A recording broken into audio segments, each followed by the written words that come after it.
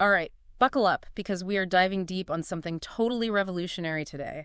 Space communication. Right, Well, not the kind that makes you wait an hour for a grainy picture from the moon. right.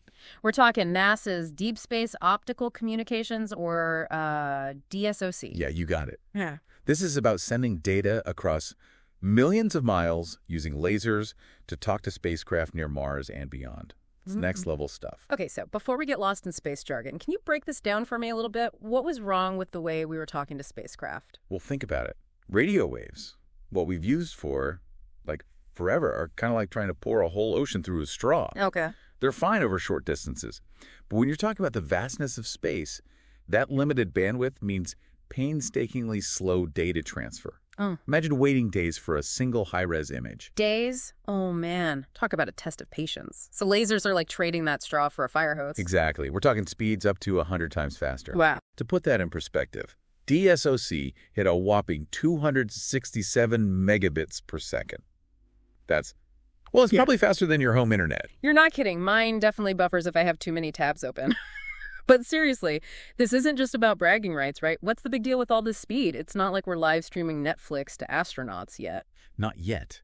But think about the kind of data we could send. Huge scientific data sets, intricate images, even real-time video feeds from missions millions of miles away. It's about transforming how we explore and understand, our solar system. Okay, yeah. I'm starting to say the bigger picture here. This isn't just an upgrade, it's a whole new ballgame. But how do you even test something like this? We're talking laser beams across insane distances. Yeah, this is where the Psyche spacecraft comes in. Okay. It's fitted with a special device called a flight laser transceiver. Mm-hmm. Basically the key to this whole operation. So Psyche's like our guinea pig, hurtling through space with a laser beacon. Basically, Where are we even beaming this thing to? 2 places, actually. One is Caltech's Palomar Observatory, which you might know from those stunning astronomy pictures. Yeah. The other is a bit less glamorous, JPL's Table Mountain facility. But between the two, they're listening for Psyche's laser messages. And did they hear anything? I mean, 290 million miles is basically like trying to hit a bullseye on a dartboard in another state. They did. And that's the remarkable part. Remember how I said that's roughly the maximum distance between Earth and Mars? Yeah. This test wasn't just random. It proves this tech can handle the most extreme distances we're likely to encounter in our solar system. So no pressure, but this little laser beam is basically carrying the future of space exploration on its shoulders. Yeah, it's a pretty big deal. Early doubts about whether optical communication could even work at these distances have been, completely shattered. Talk about silencing the skeptics. This feels like a turning point, honestly. Like, I know we haven't colonized Mars yet, but it suddenly feels a lot closer. That's a great way to put it. DSOC's success opens doors we could only dream about before. It's not just about reaching Mars, but about what we can do once we're there. Imagine scientists getting instant feedback during a rover mission or receiving high-definition video from astronauts orbiting Jupiter. Okay, now you're just getting me unreasonably hyped for the future. Yeah. But seriously, if this is what they're achieving now, I can't even imagine what we'll be capable of in a decade or two. That's the exciting part. Yeah. But before we jump too far ahead, let's dive into what they actually sent during this record-breaking transmission, because it's not just your typical data stream. Okay, spill the beans. What kind of groundbreaking data did they trust to this super laser? Was it complex equations that only a rocket scientist could love? Well, they did send plenty of scientific data, but they also wanted to showcase the potential of this technology in a more relatable way. Okay. So they beamed back a high-definition video. See, now this is what I'm talking about. What kind of video are we talking? Give me the highlights reel. Buckle up, because they sent a video of a cat named Taters. Wait, hold on. They sent a cat video through space. I mean, I get it. The internet loves cats. But was that really the best use of this revolutionary tech? It might seem like a quirky choice, but Yeah. think about it. A high-definition cat video from millions of miles away, it instantly captures the imagination, Right. It makes this complex technology relatable and demonstrates its capabilities in a way that just dry data simply can't, Yeah. I'll admit, it's a pretty good conversation starter. What'd you do today? Oh, just watched a cat video beamed from near Mars. No big deal. But jokes aside, they must have sent some serious science stuff too, right? Absolutely. While Taters stole the show, they also transmitted digital artwork. Yeah. inspired by the Psyche mission, which highlights the potential for cultural and artistic expression even in deep space. Yeah. And yeah, they did send a trove of scientific data, testing the limits of what DSOC can handle. Okay, so it's not all fun and games. We've covered the what and the how of DSOC, but what about the why should we care? I mean, this is cool and all, but how does it change the game for space exploration as a whole? This is where it gets really interesting. Imagine a critical situation unfolding millions of miles away on a human mission to Mars.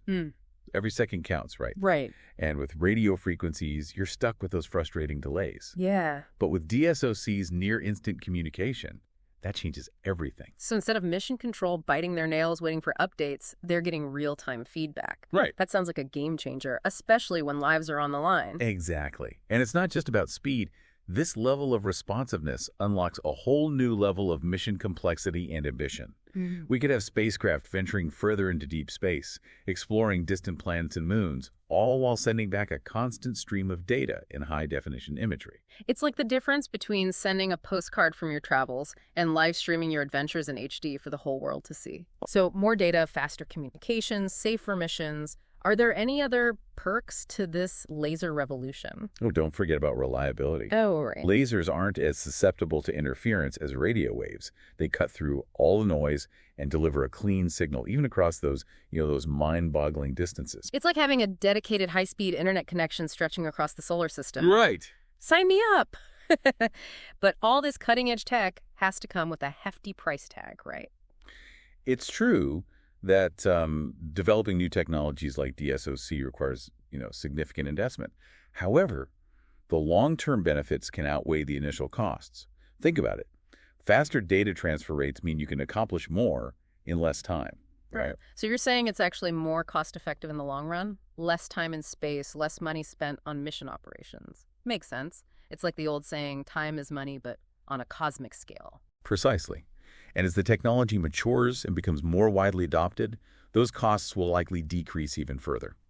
This will make ambitious space missions more accessible and achievable, opening up a universe of possibilities. Okay, I'm convinced. DSOC is the real deal.